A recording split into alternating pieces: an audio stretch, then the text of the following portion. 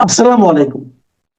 প্রিয় দর্শক, অন্য মঞ্চের আলাপচারিতায় আপনাদের সকলকে আমন্ত্রণ জানাচ্ছি।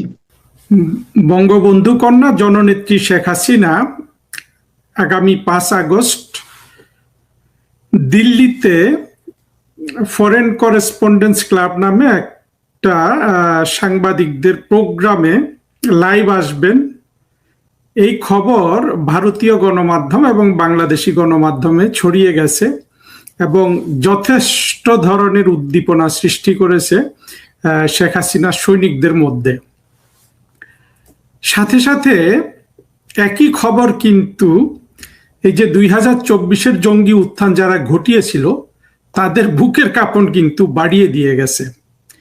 শেখ হাসিনার এই লাইভ প্রোগ্রামটি করার একেবারে টাইমিংটা আমার অত্যন্ত পছন্দ হয়েছে যে 5 আগস্ট কিন্তু 2024-এর জঙ্গি উত্থানের দ্বিতীয় 2 বছর পুরা হয় এবং এই 2 বছরে কিন্তু সারা পৃথিবী জেনে গেছে যে শেখ হাসিনা কি এবং শেখ হাসিনাকে যারা এই বাংলাদেশে শেখ হাসিনার গভর্নমেন্টকে ক্ষমতা থেকে সরে যেতে বাধ্য করেছিল তারা কারা। এটার সবচেয়ে একটা বড় প্রতিফলন আমরা দেখতে পাই অতি সম্প্রতি মার্কিন যুক্তরাষ্ট্রের প্রেসিডেন্ট ডোনাল্ড ট্রাম্পের স্পেশাল এনভয় সার্জিও গরের বাংলাদেশ সফরের পর। সেই সফরে আপনারা সবাই দেখেছেন যে 2024 সালে যাদের সাথে মার্কিন যুক্তরাষ্ট্র কোয়ালিশন করেছিল শেখ হাসিনা সরকারের বিরুদ্ধে ষড়যন্ত্রমূলকভাবে অত্যন্ত অন্যায্যমূলকভাবে একটা জঙ্গি উত্থান ঘটিয়ে সেই জামাত এনসিপি কিন্তু সার্জিও গরের দেখা পাননি। উপরন্তু সার্জিও গরের সাথে বৈঠক করেছে কারা? বাংলাদেশে নিযুক্ত ভারতের হাই কমিশনার দীনেশ ত্রিবেদী এবং আওয়ামী লীগের নেতা সাবের হোসেন চৌধুরী এবং আরো যারা সংশ্লিষ্ট আছেন। বিএনপিও কিন্তু দল হিসাবে কিন্তু এই জায়গায় কোনো বৈঠক করতে পারেনি সার্জিও গরের সাথে। আর পররাষ্ট্রমন্ত্রী খলিল সাহেব একেবারে তার সাথে একটা মিটিং করে অত্যন্ত দিশেহারা ভাব, আমরা সেটা দেখেছি। তারপরে আমরা আরেকটা দেখলাম যে তারেক রহমানের সাহেবের সাথে একটা সংক্ষিপ্ত বৈঠক হলো। আর সবচেয়ে লম্বা বৈঠকটি হয়েছে এই সার্জিও গর সাহেবের সাথে, দীনেশ ত্রিবেদীর সাথে। এইখানেও কিন্তু আমরা ব্যাপক চাঞ্চল্য অস্থিরতা লক্ষ্য করেছি। আমরা দেখেছি যে আত্মঘাতী জঙ্গিগুলোর মধ্যে নাসির উদ্দিন পাটোয়ারি নামে যেটা আছে এটা আরো বেশি বেসামাল কথাবার্তা বলছে এবং আমি দুই একটা টক শোতে এমনকি ইউনুসের যে ডাস্টবিন ছিল ডাস্টবিনকেও দেখলাম অত্যন্ত অস্থিরভাবে সেই সন্ত্রাসীর মতো কথাবার্তা বলছে। অন্যদিকে মার্কিন যুক্তরাষ্ট্র যেই উদ্দেশ্যে এই জঙ্গিদের সাথে মিলিত হয়েছিল সেটা মার্কিন যুক্তরাষ্ট্র ইতিমধ্যে বুঝে গেছে যে আসলে পূরণ হওয়ার কোনো সুযোগ নেই। তারা ওই যে বাণিজ্য চুক্তি করে আমরা মার্কিনীদের থেকে $8 বিলিয়ন আমরা পণ্য রপ্তানি করতাম, তারা এটা $8 বিলিয়নও আমাদের কাছে রপ্তানি করবে, এইভাবে একটা সমান সমান ব্যবস্থা পেয়েছে। কিন্তু এটা আসলে একজন সুপার পাওয়ারের জন্য এটা সারা পৃথিবীর সামনে একটা ন্যাক্কারজনক, অত্যন্ত একতরফা একটা দরিদ্র বাংলাদেশের সাথে যদি তার সমান সমান বাণিজ্য করতে হয়, এটা তো আসলে মার্কিন যুক্তরাষ্ট্রের শোভা পায় না। ফলে মার্কিন যুক্তরাষ্ট্র এখানে কিন্তু নৈতিকভাবে পরাজিত হয়েছে। ঠিক এই প্রেক্ষাপটে এবং বঙ্গবন্ধু কন্যা শেখ হাসিনাকে গালি দেওয়ার জন্য যারা যারা প্রস্তুত ছিলেন তাদের সব গালি কিন্তু শেষ হয়ে গেছে। বাংলাদেশের সেই পাকিস্তানি সেকুলার, তারপরে জঙ্গি, স্বাধীনতা বিরোধী বিএনপি, এই 2 বছর শেখ হাসিনাকে যার যত গালি দেয়ার, সেই দিল্লি দাসী থেকে শুরু করে যা যা বলার, ওদের সব গালি কিন্তু ফুরিয়ে গেছে। আর অন্যদিকে দেখা গেছে যে বাংলাদেশের সাধারণ মানুষ শেখ হাসিনার জন্য প্রায় জীবন দিতে প্রস্তুত এবং শেখ হাসিনার জন্য তারা নীরবে অশ্রু ফেলছে। তারা জানে যে, তারা বুঝে গেছে যে বাংলাদেশে এই শেখ হাসিনা একমাত্র তাদের জন্য দরদ অনুভব করা একজন নেতা, যিনি তাদের জীবন মানের উন্নতি করেছিলেন, যিনি তাদের বাড়ি দিয়েছিলেন, যিনি তাদের একটা ভালো জীবন যাপনের ব্যবস্থা করে দিয়েছিলেন এবং অবশিষ্ট যারা সেই সুযোগ পায়নি তাদেরকে তিনি টেনে আনছিলেন এবং তিনি অর্থনীতির উন্নতি করেছিলেন, যে অর্থনীতিটাকে ইউনুস ধ্বংস করে দিয়ে গেছে তারেক রহমান, যেটা কোনোভাবেই মেরামত করতে পারছে না।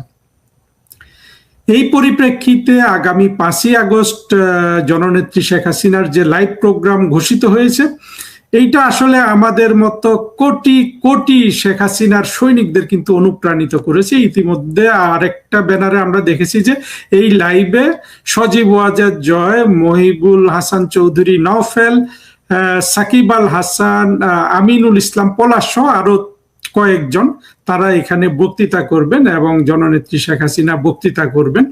আমরা সবাই গভীর আগ্রহে অপেক্ষা করছি। আসলে আমাদের জন্য এটা অত্যন্ত একটা আবেগের মুহূর্ত হবে এবং সেখান থেকে আমরা কিন্তু অনুভব করতে পারি যে জননেত্রী শেখ হাসিনা যেদিন বাংলাদেশে পা ফেলবেন সেই দিন কি অবস্থা হবে। এইরকম একটা ঘোষণাতে আজকে আমি যা দেখতে পাচ্ছি, এবং বাংলাদেশের একটা পত্রিকা bdnews24.com বোধহয়, সেইখানে এটা এই জিনিসটা তাদের ফেসবুকে আপলোড করার সাথে সাথে 1 ঘন্টার মধ্যে 10,000-এর বেশি রিয়াকশন পড়েছে, লক্ষ লক্ষ ভিউ হচ্ছে।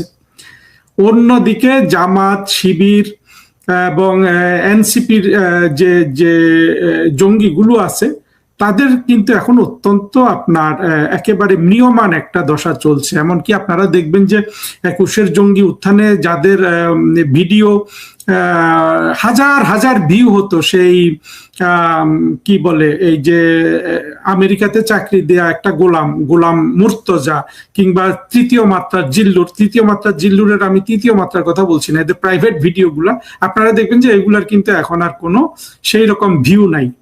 হ্যাঁ, পিনাকি আর ইলিয়াসের ভিডিওতে এখনো ভিউ আছে, কিন্তু পিনাকি ইলিয়াস এরা তো এমন একটা পক্ষ নিয়ে নিছে আসলে, এত বড় অপরাধের সাথে ওরা যুক্ত হয়ে গেছে যে এগুলো আর কখনো জনসম্মুখে আসতে পারবে না। ওদেরকে এই পিনাকি ইলিয়াস অর্থাৎ বাংলাদেশের অর্ধেক মানুষের সাথে এমন অপরাধ করে ফেলছে যে ওরা কোনোদিন আর মানে এই আন্ডারগ্রাউন্ড লাইফ ছাড়া পাবলিক লাইফ কিন্তু আর লিড করতে পারবে না।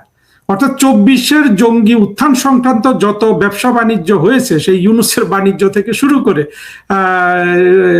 সনদ বাণিজ্য, হ্যাঁ, জুলাই সনদ বাণিজ্য, জুলাই যোদ্ধা বাণিজ্য, জুলাই আহত বাণিজ্য, সকল বাণিজ্য কিন্তু শেষ 2 বছরের মধ্যে। আর সকল বাণিজ্য শেষ হওয়ার পর এখন জননেত্রী শেখ হাসিনা লাইভে আসছেন, জননেত্রী শেখ হাসিনা বাংলাদেশে আসবেন। চিন্তা করে দেখুন, আমি যে পরিমাণ উৎফুল্ল বোধ করছি, আমি জানি যে লক্ষ কোটি মানুষ তার চেয়ে বেশি উৎফুল্ল বোধ করছেন। এবং যেদিন জননেত্রী শেখ হাসিনা বাংলাদেশে আসবেন সেই দিন কি অবস্থা হবে সেটা কিন্তু এখান থেকে খুব সহজেই আমাদের কাছে অনুমেয়। এই জোটের কাজটা কি? বাংলাদেশ ওই জোটে গিয়ে কি করবে? মশা মারবে না মাছি মারবে এখানে বসে? তারা আবার আমাদের পররাষ্ট্রমন্ত্রী নাকি কে আছে, নাকি উপদেষ্টা কে আছে, একটা কি যেন নাম জানি না, মানে এরা কই থেকে উদয় হয় জানি না, যারা যাই হোক মানে পাহাড়ের সমান। তো তিনি বলেছেন যে এই জোট তো ইরানের বিরুদ্ধে না, এটা হুতির বিরুদ্ধে। আদা খাবে না আদার ঝোল খাবে। হুতি আর ইরানের পার্থক্যটা কি? মানে কি সুন্দর পাগলা বুঝ দিতেছে। একদিন দেখবেন কি এই জোট আবার ইসরায়েলকে স্বীকৃতি দিবে। অবশ্য আমিও চাই যে ইসরায়েলকে বাংলাদেশ সরকার, যে কোনো সরকারই স্বীকৃতি দেয়। তো একদিন ইসরায়েলকে স্বীকৃতি দিলে জোট সারা কি বলবে জানেন? যে এটা তো ইসলামের স্বার্থে করা হয়েছে। এই জোট ইহুদিদের বিরুদ্ধে না, এই জোট ইসরায়েলের বিরুদ্ধে না, এটা স্বীকৃতি দিয়েছি আন্তর্জাতিক কারণে। তারপরে ইহুদিরা হচ্ছে ইসলামী অনুযায়ী আহলে কিতাব, এরা ভাই ভাই, আহলে কিতাবি ভাই, এই জন্য এটা স্বীকৃতি দিয়েছি। বলেছিলাম তো ছলের অভাব হয় না, এদের ছল। মানে এই কি জোটে তো যেতে বাধ্য হয়েছে, কোনো উপায় নাই না গিয়ে। এই জোটে না গেলে ক্ষমতায় তো 5 মিনিট থাকতে পারবে না। এখন দেখবেন যে ইরানের বিরুদ্ধে এই জোট না, ইরান আবার কি বলেছে, যেটা আপনি বললেন যে তাদের বিরুদ্ধে যে জোট করেছে তারা সকলে হামলার শিকার হবে। স্বাভাবিক। জামাত, বিএনপি, হেফাজত, চামরানাই পীর, তাদের তো কিছু বলতে শুনতেছি না। তারা কি বলে এই জোটকে? এই জোট যদি এতক্ষণ ধরেন এই আমেরিকা ইসরায়েলের কথিত, যদিও বলে আর সামনে নেই, এই জোটে যদি এতক্ষণ আওয়ামী লীগ থাকতো না, তাহলে বাংলাদেশের প্রত্যেকটা মসজিদে এতক্ষণ খুতবার ছুটে খুতবার বন্যা বয়ে যেত। শুক্রবার লাগতো না, জুম্মাবার ছাড়াই এরা বয়ান দেওয়া শুরু করে দিত, খুতবা দেওয়া শুরু হয়ে, আজকে নতুন জুম্মাবার, এটা বললে তারা শুরু করতো। তো এই যে ইরানের এই যে তুরস্কের ড্রোন বানাইছেন, তাও বিএনপির তারেক রহমানের বাড়ির উপরে, ভালো বগুড়ায় বানাইছেন, ভালো কথা। ইরানও বলেছে, খারাপ কি? এখন আর কোনো সমস্যা নাই। ভারত ইরানের পক্ষে কেন কথা বলে নাই? এর জন্য বাংলাদেশের বামপন্থীরা চিৎকার চেঁচামেচি করেছে, বাংলাদেশের মুসলমানরাও সমালোচনা করেছে। এইবার বাংলাদেশি মুসলমান আর বাংলাদেশি বামেরা কোথায়? এইবার তো ইরানের পক্ষে সরাসরি ছুটে গিয়েছে। আপনাদের মনে থাকার কথা যে আমি বলেছিলাম আওয়ামী লীগ ক্ষমতায় থাকতেই যে এই দেশ বিএনপি জামাতের সরকার এসেই ইসরায়েলকে স্বীকৃতি দিবে। এই তো অর্ধেক হয়ে গেছে, অর্ধেকের কাজ হয়ে গেল।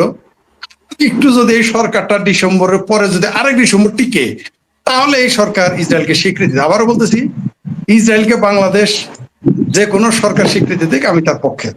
আওয়ামী লীগ দিলে সবচেয়ে ভালো হয়, আওয়ামী লীগ সেই সাহস পাবে না, কারণ আওয়ামী লীগের ভিতরে হাজি বেশি, গাজী বেশি, নামাজি বেশি, তারপর আপনার মুর্শিদের সভাপতি বেশি, তাই আওয়ামী লীগ ওই সাহস পাবে না। আর আওয়ামী লীগ যদি ওটা করে, ওটা কুফরি হয়ে যাবে।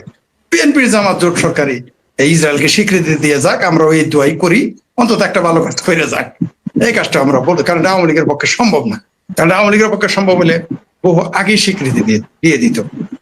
তবে আপনি যেটা বললেন, ইরান যেহেতু হুমকি দিয়েছে, এখন এর আগেও তেলের জাহাজে আমরা দেখেছি যে কাউকে তারা ছাড় দেয় নাই, আমরা দেখেছি। তবে জেনে শুনে বিষ পান করলে কারোর কিছু করার নাই। আর দিন শেষে এই যুদ্ধটা শিয়া সুন্নি মুসলমানের যুদ্ধে নামবে, এটা আপনি নিশ্চিত থাকেন, অলরেডি হয়ে গেছে। এই জোট করার মধ্যে শুধু বাংলাদেশে যুদ্ধে যুক্ত হয় নাই, মূলত এই 14 দলীয় জোট যে করেছে, আগে বাংলাদেশে ছিল আওয়ামী লীগের 14 দলীয় মহাজোট, এখন মধ্যপ্রাচ্যের 14 দলীয় যে মুসলমানদের যে মহাজোট বানাইছে, মজার বিষয় হলো এর মধ্যে কিন্তু তুরস্ক আছে, যে তুরস্ক নাকি মুসলমানদের খলিফা, এর দোকান সেও আছে। এরা দেখবেন এই জোটটা দেখবেন দিন শেষে শেষ মুহূর্তে আরবে শিয়া সুন্নি যুদ্ধে পরিণত হবে। ঠিক এর আগে যেমন সাদ্দামের ইরাক এবং খোমেনিদের ইরান যে যুদ্ধটা করেছিল, সেই দিকেই যাবে এই যুদ্ধটা দিন শেষে। এবং মাঝমাঠ থেকে যারা শুরু করেছিল যুদ্ধ, আমেরিকা এবং ইসরায়েল, এদের দেখবেন আর খেলোয়াড় হিসেবে পাবেন না। এখন তারা খেলবে, মাঠে যারা দর্শক ছিল তাদের দিয়ে ফুটবল খেলাবে তারা, এবং তারা দেখবেন সরে গেছে অলরেডি। পাকিস্তানকে যেদিন পাকিস্তানের ফিল্ড মার্শাল আসিফ মনির যেদিন হোয়াইট হাউসে চা খেয়ে খাইয়েছিল এবং পিঠে থাপ্পড় দেওয়াতে আসিফ মনির মনে করেছিল যে কর্তাই কইছে সুধীর ভাই, আনন্দের আর সীমা নাই, এটা আমাদের জামালপুরের প্রবাদ আর কি। মহা খুশি। তখন আমরা বুঝেছিলাম একেতে কোনো না কোনো কাজ করাবে, অলরেডি শুরু করে দিয়েছে।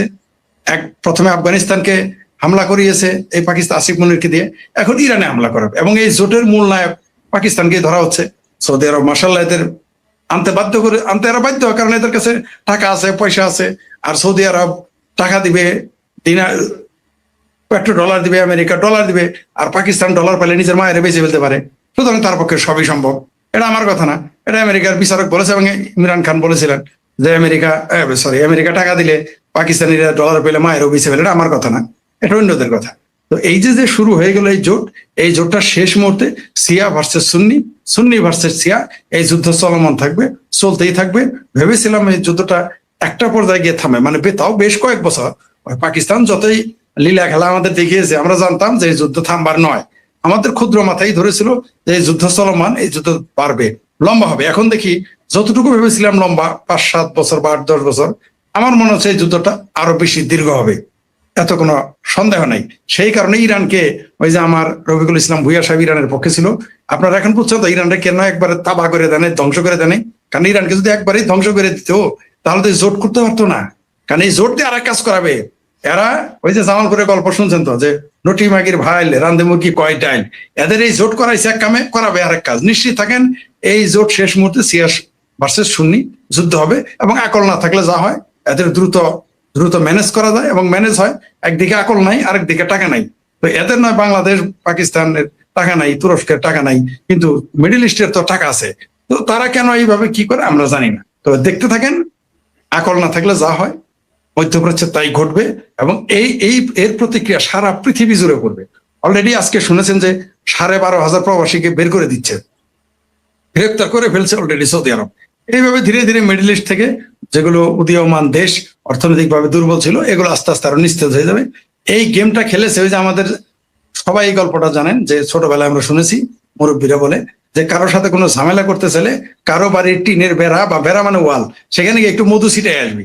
মধু ছিটানোর পর সেখানে পিঁপড়া যাবে, পিঁপড়ার পরে সেখানে মুরগি যাবে, মুরগি যাওয়ার পরে সেখানে আরো কিছু যাবে, তারপরে সেই মুরগি মারবে, ভেড়া মারবে, পাড়া মারবে, তারপরে মানুষে মারামারি করবে। মধ্যপ্রাচ্যে ওই কাজটা মার্শাল্লাহ করে ফেলেছে দুইটি দেশ। এখন দেখবেন আস্তে আস্তে কি কি ঘটে। এবং জি ধন্যবাদ, যে অত বেশি ভালো নেই, চেষ্টা করতেছি ভালো থাকার। বাংলাদেশে ইরানি হামলা লক্ষ্যবস্তু হবে কিনা, অলরেডি লক্ষ্যবস্তু হয়ে গেছে।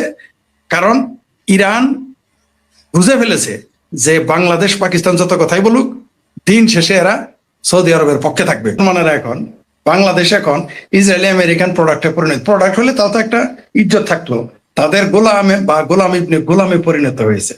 উপরে ফিট পাটেবের ভিতরে সদরঘাট হয়ে গেছে। আপনি দেখতে পারবেন দিন শেষে এই যুদ্ধটা এরা ইসরায়েলকে তো স্বীকৃতি দেবেই, আবার আব্বাও ডাকবে ইসরায়েলিদের। ইসরায়েলকে তো স্বীকৃতি দেবেই, আবার আমেরিকাকে আব্বা ডাকবে। দেখেন এখানে আপনি ঠিকই বলেছেন যে বাংলাদেশের মুসলমানরা এখন ইসরায়েলি প্রোডাক্ট হয়ে গেছে মতান্তরে। আর মুশতাকা পররাষ্ট্রমন্ত্রী বলেছে যে সৌদি আরবের ডাকে আমাদের যেতেই হবে। কিন্তু সৌদি আরব কিন্তু আমাদের ডাকে আসবে না। আমরা সৌদি আরবের ডাকে যাচ্ছি, সৌদি আরব কিন্তু কোনোদিন আমাদের ডাকে আসে নাই। সৌদি আরব আর পাকিস্তানের একটা এগ্রিমেন্ট হয়েছে, প্রতিরক্ষা চুক্তি হয়েছে। সেখানে বলা আছে সৌদি আরবের উপর হামলা পাকিস্তানের উপর হামলা, পাকিস্তানের উপর হামলা সেটা সৌদি আরবের উপর হামলা। কিন্তু আফগানিস্তান আর পাকিস্তান লাগছে, এখন তো সৌদি আরবকে কোনোদিন শুনলাম না আফগানিস্তানের বিরুদ্ধে একটা বিবৃতি দিতে। আবার একটা জিনিস দেখেন, ইরানের সাথে যে গেমটা এখন খেলতেছে, ইরান কিন্তু বুঝে ফেলেছে। ইরান কিন্তু এমন না যে ইরান এটা বুঝে নাই, জানে নাই। দিন শেষে যখন কাফের মারতে যায় তখন সব মুসলমান এক হয়ে যায়, কিন্তু যখন আবার মুসলমান লাগে তখন কিন্তু কে শিয়া, কে সুন্নি, কে দেওবন্দি, কে বেরেলবি, কে মাজারি, কে অমাজারি, কে লামাজাহাবি, কে মাজাহাবি, এগুলো কিন্তু লেগে যায় নিজেরা। দেখতেই পাচ্ছেন এখন এই যুদ্ধটা দীর্ঘস্থায়ী হবে।